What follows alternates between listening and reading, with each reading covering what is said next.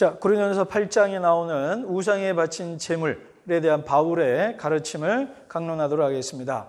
여러분, 한국 교회가 한국 사회에 뿌리를 내리고 또 불신자들을 유효하게 전도하기 위해서 반드시 넘어야 될 아직도 넘지 못한 산이 하나가 있습니다. 그 장벽이 뭐냐면 제사 문제입니다. 조상 제사를 어떻게 볼 거냐. 저는 이것이 정말 중요한 문제라고 보고요. 과연 조상 제사를 어떻게 할 거고, 그리고 뭐 절을 할 거냐, 뭐 이런 여러 가지 중요한 문제들이 있습니다. 근데 오늘 본문은 그 조상 제사에 바치는 음식을 과연 먹을 수 있느냐, 먹으면 안 되느냐 하는 문제입니다. 그래서 이 부분에 대한 답은 오늘이 아니고 다음 주 9장, 그 다음 10장 할 때 얘기를 하도록 할 거고, 그 다음에 오늘은 본문을 좀 충실하게 그 스피릿을, 그 프린시플을 잘 전달하는 쪽에 좀 방점을 찍어서 말씀드리겠습니다. 오늘 본문을 읽을 때 8, 9, 10장을 또 14장까지 쭉 읽어가는 전제가 뭐냐면 이거는 진리와 교리의 문제가 아니라는 거예요.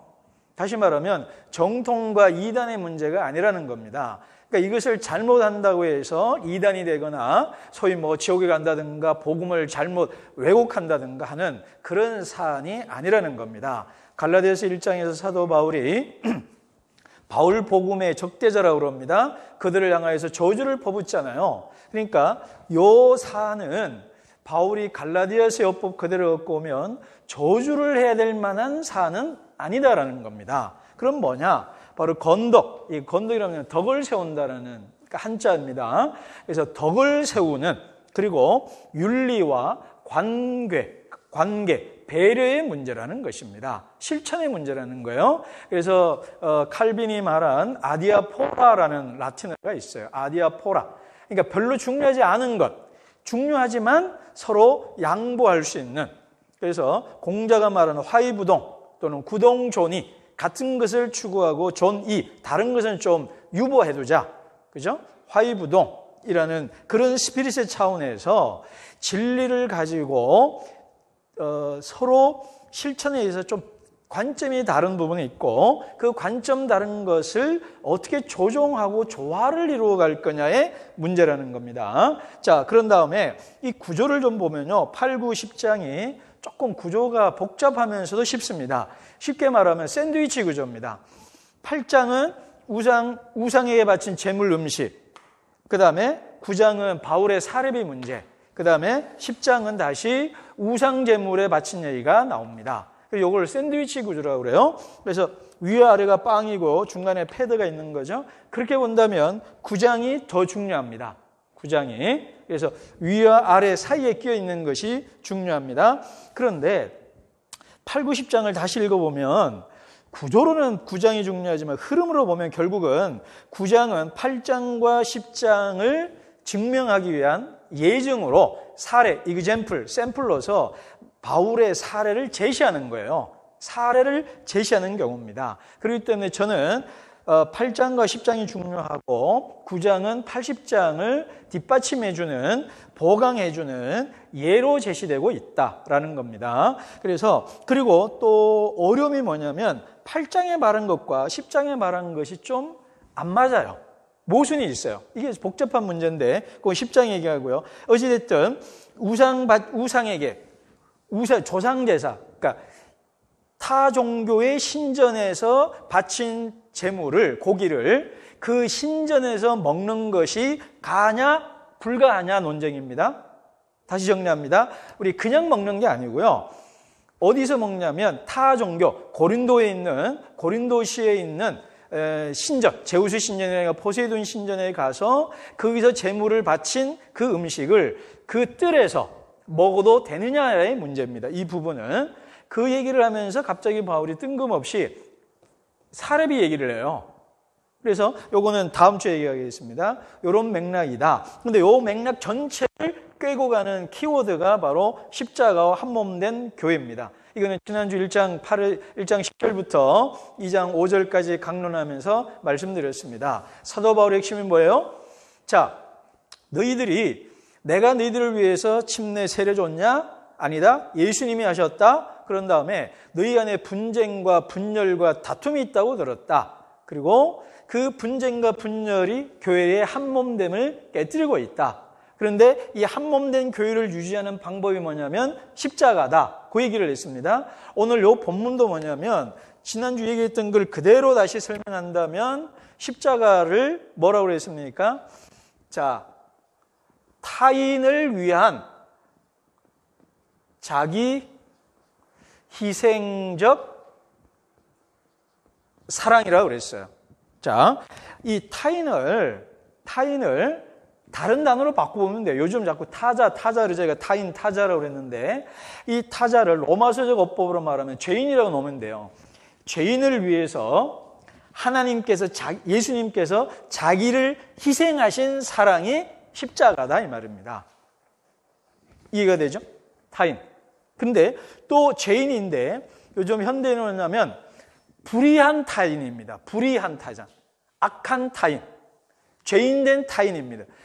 그러니까 옳고 의롭고 정당한 정의로운 타인이 아니고 불의하고 악한 타인을 위해서 의로운 자가 자기를 희생해서 사랑을 베푸는 것이 십자가다.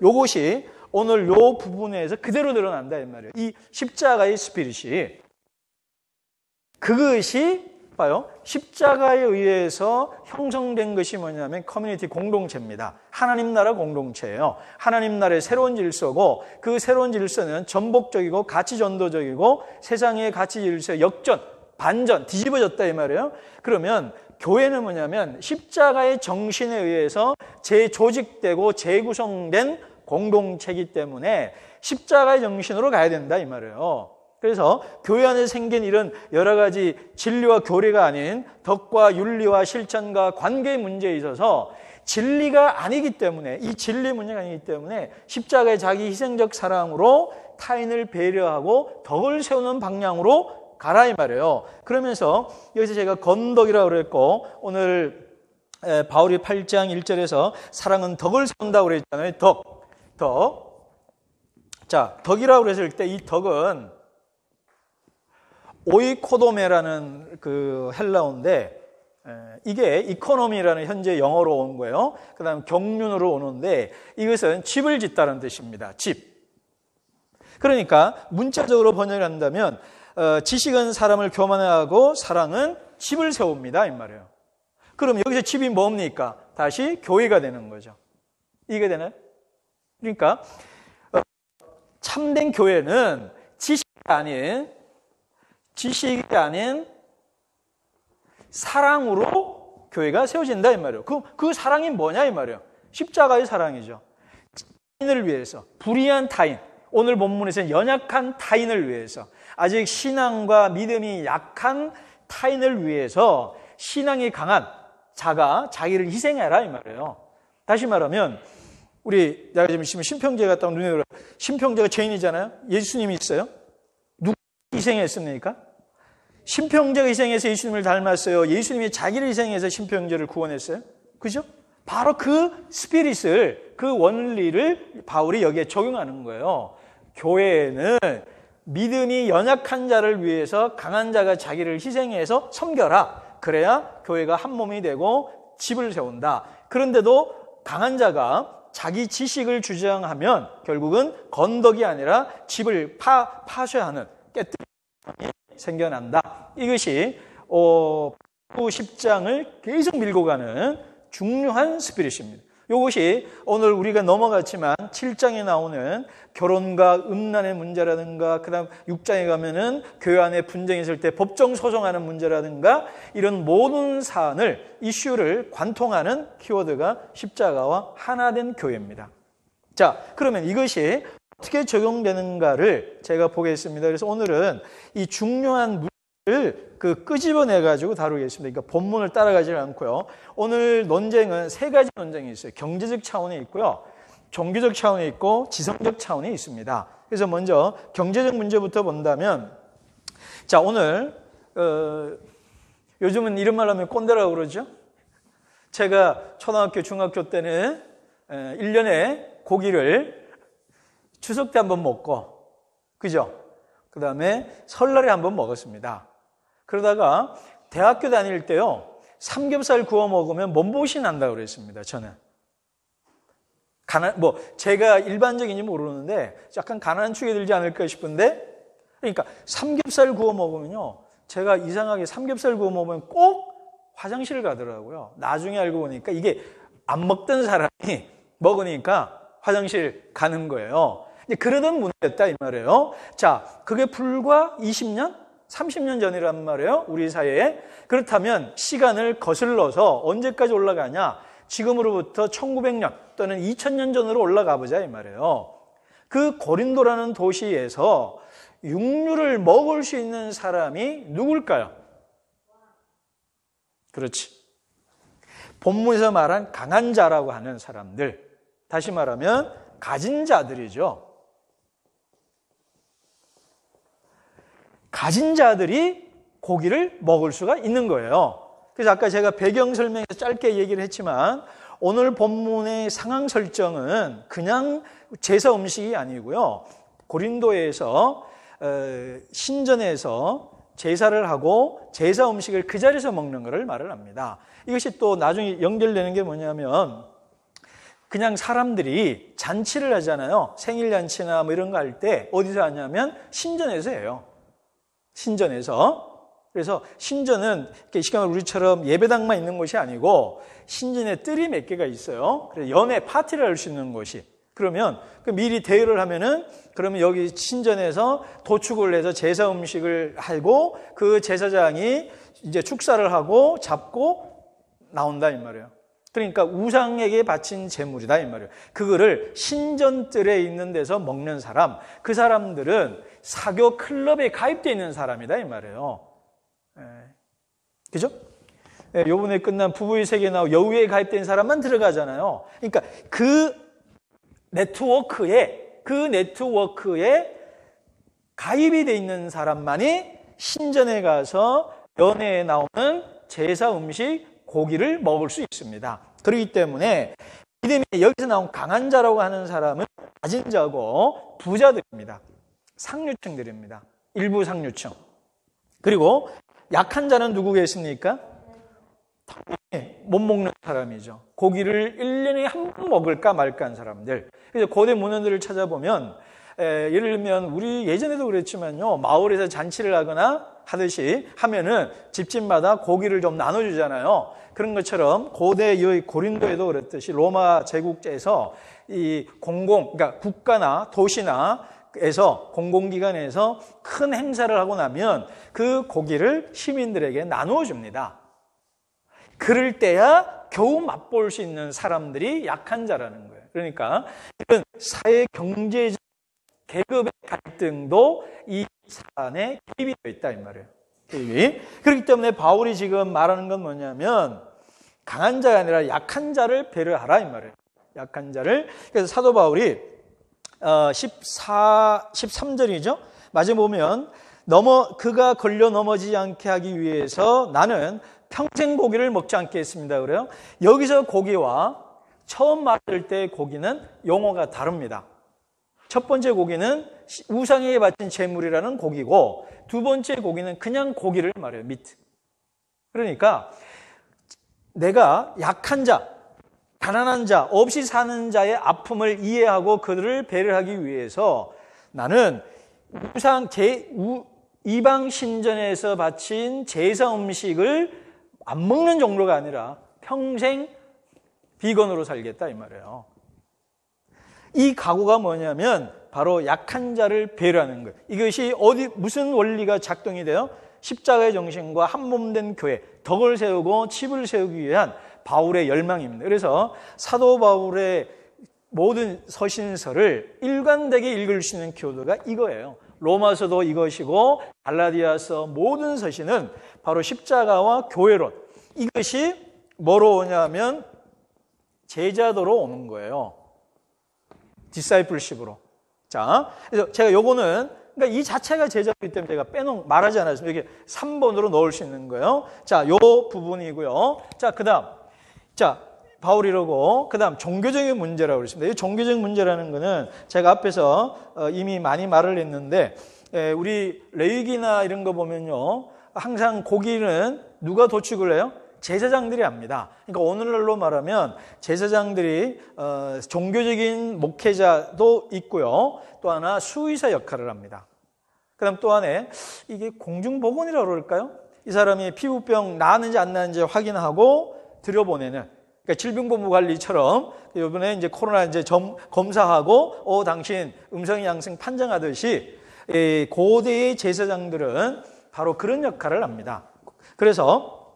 그런데 이 사람들이 먹었다 이 말이에요. 근데 이들의 주장이 뭐냐면, 뒤에 여기도 연결되어 있는 건 뭐냐면, 그러니까 이 사람들은요 먹어도 된다고 생각을 하는 거예요. 그러니까 이방 신전에 가서 도축 우상에게 바친 제물을 이방 신전 안에서 먹어도 된다라고 생각을 했어요. 그들의 주장이 뭐냐면, 그들의 강한 자의 주장이 뭐냐면 한 분 하나님입니다. 한 분 하나님, 유일신앙. 이게 고린도전서 8장에 조금 애매한 부분이 뭐냐면, 이게 바울의 말이냐 상대방의 말이냐 좀 헷갈려요. 이게 무슨 말이냐면, 여러분 고대 편지 내는 거 보면 이 디아트리베라고 그래요. 디아트리베. 이게 뭐냐면 자기 나름대로 가상의 독자를 설정하고 대화를 하는 겁니다. 그래서 예를 들면은요, 4절 이런 말이 바울의 말이냐 강한 자들의 말이냐, 그 다음 8절도 마찬가지예요. 우리를 하나님 내세우는 것은 음식이 아닙니다. 이 말이 바울의 말이냐 상대방의 말이냐 이게 좀 헷갈려요. 그런데 제가 본 바로는 바울의 말입니다. 그리고 두 번째, 바울의 말을 이 믿음이 강한 자들이 하고 있는 거예요. 그 증거가 뭐냐면 8절입니다. 우리를 하나님 앞에 내세우는 것은 음식이 아닙니다. 근데 우리 개역 세번역에는 그거 인용표 되어 있죠. 여기까지가 바울의 말이다라고 되어 있는데, 어떤 사람은 음식을 먹지 않는 데서 손해볼 것도 없다, 이것도 상대방의 말로 넣기도 하고, 이게 좀 복잡합니다. 근데 8절과 유사한 구절이 디모데전서 4장 4절에 있어요. 어떤 사람은 금식을 해야 금식을 해야 거룩해진다. 어떤 사람은 성적 금욕을 해야 거룩해진다라고 말을 하는 바울 교회 디모데 교회가 사역하던 에베소에 있었어요. 그러니까 그에 대한 바울의 답이 뭐냐면, 하나님이 지으신 모든 것이 선함에 감사함으로 받으면 버릴 것이 없나니 오직 말씀과 기도로 거룩하여 지민이다 그랬어요. 그러니까 먹고 안 먹고로 거룩해지는 건 아니라 이 말이에요. 그럼 어떻게 거룩해지냐? 말씀과 기도로 거룩하여지는 것이다. 이 말을 하거든요. 그러니까 그 말과 이 말을 비교해보면 바울의 말이에요. 그러니까 이 강한 자들이 바울의 말을 근거로 하고 있는 거예요. 그러니까 한 분 하나님, 유일신앙. 이 말은 뭐냐면 다른 신은 없다 이 말이에요. 그러니까 우리가 신이라고 말하는 것은 하나님의 유일신앙에 입각해서 본다면 신이 아니라는 거예요. 허위신, 프스도가. 그죠? 가짜 신이거나 false, 가짜거나 사이비, 준, 유사신일 뿐이지 참된 신이 아니다 이 말이에요. 근데 구약 성경에 보면 두 가지 신론이 나와요. 다른 신은 없다도 나오고요. 다른 신들이 많은데 만신, 신들 중에 참신이 하나님이다. 이게 두 가지 같이 나옵니다. 어찌됐든 유일신앙에 입각해서 본다면 하나님만이 참신이고 다른 것들은 가짜고 하나님 앞에서 후 불면 날아갈 차라리 먼지에 불과한 그런 가짜들인데, 우상인데 그게 뭘 무서워하고 두려워하냐 이 말이에요. 그리고 이것은 문화고, 종교이기 이전에 문화고, 그 다음에 시민적 관계, 경제적인 네트워크고 비즈니스의 문제인데, 그걸 가지고 신앙을 막 불안해하고 연약해? 아직 너의 신앙이 아직 덜 자란 거야. 신앙의 문제인 거야. 이 사람들은 이렇게 생각했다라는 거죠. 이런 면에서. 그런데 문제는 연약한 자들에게 있는 사람들은 그 사람들을 보고 그러면 되는가 보다 하고 따라할 거다라는 말이죠. 근데 따라하면서 어떻게 되냐면, 믿음이 약한 사람들, 경제적으로 연약한 사람들의 특징 중에 하나는 뭐냐면 여전히 예전의 관습으로부터 자유하지를 못해요. 그래서 이방 신전에 들락날락 하다가 어떻게 돼요? 예전의 종교로 돌아갈 가능성이 있는 거예요. 그 위험을 말하는 거고, 또 하나는 뭐냐면, 근데 이 믿음이 약해 놓으니까 믿음이 강한 사람은 그거는 저건 그냥 모양이야. 그냥 사람이 나무로 깎아 만들고 만든 거를 돈 주고 사고 갖다 놓은 건데 그거 뭐 불안해서 벌벌 떨어. 그냥 모양이야. 그냥 예술 작품이야. 그렇게 생각하는 사람은 괜찮은데 여전히 믿음이 약해가지고 그 신상을 보면 공포를 낀다든가 예전에 워낙 나고 자랐던 문화 속에서 그게 된 경외감과 두려움과 약간의 향수를 느끼는 사람들이 있다 이 말이에요. 그런 사람들에게 이 사람들을 따라서 신전에 가고 재물 음식을 먹다가 보면 예전으로 돌아갈 수 있고, 또 하나 약한 사람은요 여전히 불안한 거예요. 이거 먹으면 귀신 영향 받는 거 아니냐 마냐 이러면서 먹는다 이 말이에요. 그러면 나중에 로마서에서 바울이 그러는데요, 똑같은 사안인데 조금 다르지만 비슷한 사안인데 믿음으로 하지 않는 모든 것이 죄라는 구절이 있어요. 여러분 들어보셨을 거예요. 믿음으로 하지 않는 모든 것이 죄다. 근데 그 구절이 아무 때나 사용된 구절이 아니고 바로 요 맥락에서 쓰는 거예요. 믿음이 없어요. 이게 우상에 바친 재물이라고 생각하고 먹고 불안하면 먹지 마라 이 말이에요. 이거 그냥 고기인데 뭐 우상에 바쳤던 뭐든, 그래서 뭐 어쩌라고, 그냥 고기지, 그냥 먹으면 되지, 이런 사람은 먹어도 된다 이 말이에요. 근데 먹으면서도 불안한 거라, 그럼 먹지 말라 이 말이에요. 그게 불안해서 먹는 것이 뭐냐면 죄다 이 말이에요. 그러니까 믿음이 연약한 사람들은 그걸 먹으면서 죄를 짓는다 이 말이에요.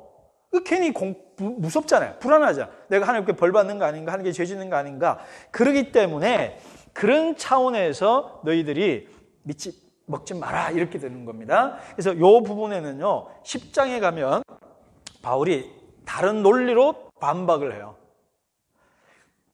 유일신앙과 다른, 아까 제가 유일신앙 두 가지 있다고 그랬죠. 하나님만 신이다, 다른 신들도 있지만 하나님이 참신이다. 그걸 가지고 그때 10장에서는 다른 두 번째 논리로 반박을 합니다. 근데 오늘 여기서는 바울이 그 얘기를 하는 거예요. 지금, 그리고 이 얘기는 강한 자들의 문제점이다 이 말이에요. 그러니까 바울이, 그러니까 이러는 거죠. 로마서에도 나오지만 먹어도 그만 안 먹어도 그만이라고 8절에 나왔잖아요. 질문. 먹어도 그만 안 먹어도 그만인 사람이 있고 먹으면 벌 받고 죄 짓는다고 생각하는 사람이 있다. 그럼 어떻게 될까요? 먹어도 그만 안 먹어도 그만 먹지 마라 이 말이에요. 바울의 주장은 그렇게 하는 것이 십자가를 지는 것이고 믿음이 연약한 자를 세워주는, 그리고 교회를 세우는 길이다. 지금 바울이 그 얘기를 하는 겁니다. 그 다음에 이 지성적 문제로 넘어오면, 자, 이게 복잡해집니다. 이 강한 자들은 경제적인 권력을 갖고 있고요, 종교적인 권력도 갖고 있을 뿐만 아니라 이들은 지식 자본도 갖고 있습니다. 그래서 이들이 지식을 갖고 있어요. 그 지식은 뭐냐면 하나님, 아까 얘기했죠. 유일신앙 한 분 하나님밖에 없다. 다른 건 다 가짜다, 문화다. 그냥 그것은 문화적으로 교양과 예의의 차원이지 그게 무슨 하나님 믿는 신앙에 영향을 주냐 뭐 이러던 지식을 갖고 있다 이 말이에요. 그러니까 지식적으로도 종교적으로도 그렇고요, 그다음 경제적으로 그렇고요, 이 사람들이 영향을 별로 안 받아요. 그냥 가도. 그리고 이게 또 사업적인 문제가 있거든요. 왜냐하면 그 자리에 가야 따낼 거 아니에요, 계약 관계를. 그러니까 네트워크를 잘해야, 그러니까 가야 되는 거예요. 그래서 한편으로 보면 자기 정당한 논리도 되고요, 그렇지만 긍정적으로 보면 이런 믿음을 갖고 있기 때문에 당당하게 갔다고 될 수도 있고, 당당하게 하기 위해서 자기를 합리화하기 위해서 나온 말일 수도 있습니다. 그래서 이 논리를 바울이 아까 얘기한 대로 10장에서 이제 반박할 겁니다. 그런데 바울이 여기서 말하는 거는 뭐냐면 참된 지식이 뭐냐라는 걸로 대답을 합니다. 그러면서 자, 2절 보십시오. 안다고 생각하는 사람은 아는 게 아니다 이 말이에요. 그러면서 뭐라 그러냐면 마땅히 알아야 할 방식대로 알지 못하는 사람이다 이 말이에요. 그러니까 마땅히 알아야 할 방식이 있다 이 말이에요. 여러분 여기 짧게 지식론, 인식론 얘기를 하면 여기 지금 보드 마커펜이 있습니다. 보드 마커펜이 있는 그대로 보는 것이, 그러니까 판단을 중지하고 선입견을 배제하고 있는 그대로 보는 것, 상대방을 있는 그대로 보는 것이 참된 지식이겠죠. 근데 바울이 말하는 참된 지식은 뭐냐면 사랑의 지식이라고 그래요. 이걸 좀 어려운 말로 하면 사랑지식론, 사랑의 인식론이라고 하는 겁니다. 이거를 이제 어거스틴이 나중에 개성하고 발전시켜요. 그 말은 뭐냐면 그냥 여기 지금 신평제가 있다, 우리 반응 집사님이 있다라는 사물, 대상으로서 존재한다. 마스크를 끼고 아주 이 설교를 강론을 정말 경청하고 있는 대상이 아니라 사랑하는 대상으로 봐라 이 말이에요. 그것이 대상을 참된 대상으로 인식하는 방법이다 이 말이에요. 그래서 사랑이 없이는 대상을 올바로 인식할 수 없다 이 말이에요. 그것이 고린도전서 13장에 나오게 될 겁니다. 고린도전서 13장 믿음, 소망, 사랑 이 세 가지는 항상 있을 것인데 그중에 제일은 사랑이라. 요 부분이요. 여러분 요 부분 12, 13, 14장에 그대로 적용이 됩니다. 방언과 예언. 12장, 13장은 사랑장이잖아요. 이게 이상하게 끼어 있어요. 12장은 방언의 문제, 예언의 문제, 은사의 문제. 그 다음 14장, 12, 13, 14장에는 갑자기 방언과 예언의 문제가 나옵니다. 그러니까 사랑, 방언. 이게 이 구조예요. 이 패턴입니다. 그래서 거기에도 사랑이 최고라고 한 겁니다. 자, 그래서 사랑만이 참된 인식이다 이 말이에요. 여러분, 십자가가 사랑이 없이 했다면 의무고 강제고 강요고 폭력이겠죠. 하나님이 학대한 거죠. 하나님이 세디스트겠죠. 아니면 예수님은 메조디스트여서 그냥 폭력을 즐기는 사람이었던 예수님이었겠죠. 그렇지 않다 이 말이에요. 그렇기 때문에 사랑만이 세상을 올바로 인식할 수 있다 이 말이에요. 사랑만이 올바로 인식할 수 있다. 그리고 그 사랑은요, 9절에 보십시오. 9절. 자, 같이 읽어볼까요? 9절, 8장 9절 시작. 그러나 8장 9절 찾았나요? 같이 읽겠습니다. 시작. 이 자유가 약한 사람들에게 걸림돌이 되지 않도록 조심하십시오. 아멘. 여기서 중요한 단어가 자유입니다. 자유. 근데 이게 번역이 복잡합니다. 근데 이 사람들은요, 지식이 있고 이런 사람들은 자유가 있다고 생각해요. 그렇게 해도 된다라는 자유가 있다라는 거예요. 근데 바울이 쓴 헬라어가 독특한 단어입니다. 여기서 자유가 뭐냐? 엑수시아라는 단어입니다. 엑수시아. 이게 뭔 단어냐면 로마서 13장 1절 한 위에 있는 권세에 복종하라 나오죠. 위에 있는 권세, 그 권세예요 이게. 그러면 이 단어가 어떻게 번역이 되냐면 authority, 그 다음에 옳다, right 이렇게 번역이 됩니다. 그래서 9장에 읽어보시면 제가 다음 주에 얘기했지만 총 6번이에요. 4절, 5절, 6절, 12절, 15절, 18절에 권리라는 단어가 나옵니다. 세 번역으로. 그러니까 그때의 권리라는 헬라어가 엑수시아예요. 그러니까 8장에 이 사람들이 야 이건 먹을 자유가 있어 라는 말은 내가 먹을 수 있는 권리가 있어 라는 말이에요. 그러니까 이 지성전 사람들은 이런 맥락에서 먹어도 된다라는 자기의 권한, 권력, 파워가 있다 이 말이에요. 그런데 바울의 핵심은 뭘까요?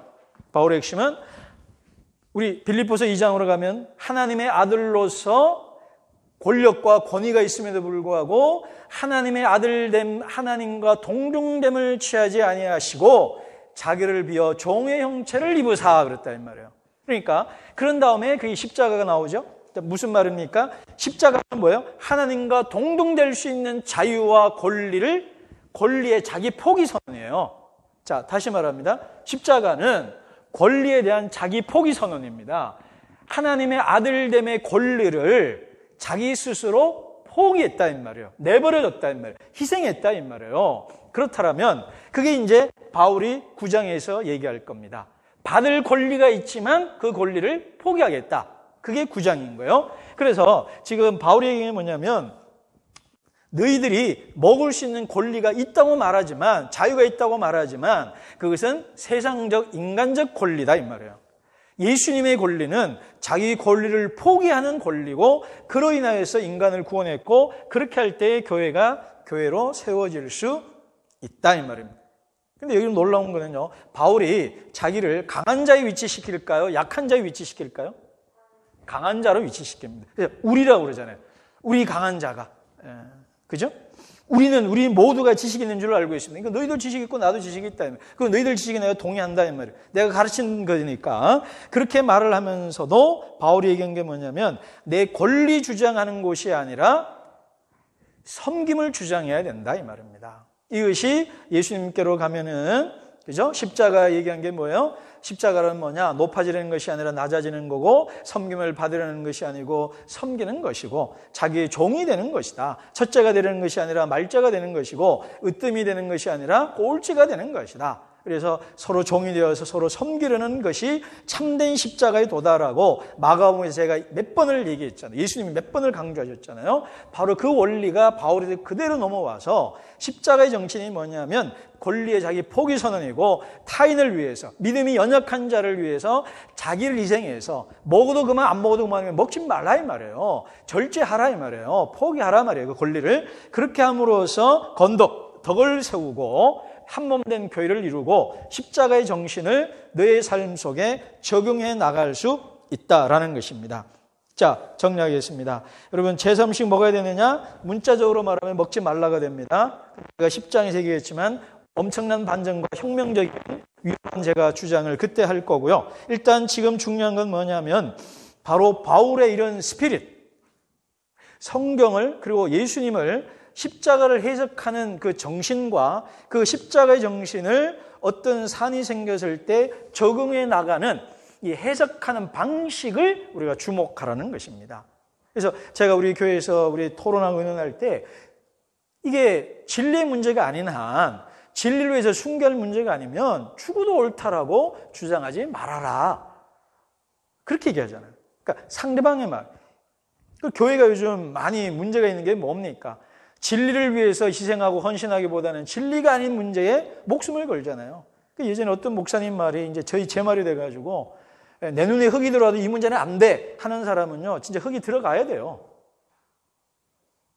근데 교회는 어떤 것입니까? 내 눈에 흙이 들어와도 내가 너를 사랑하겠다, 내가 너를 섬기겠다.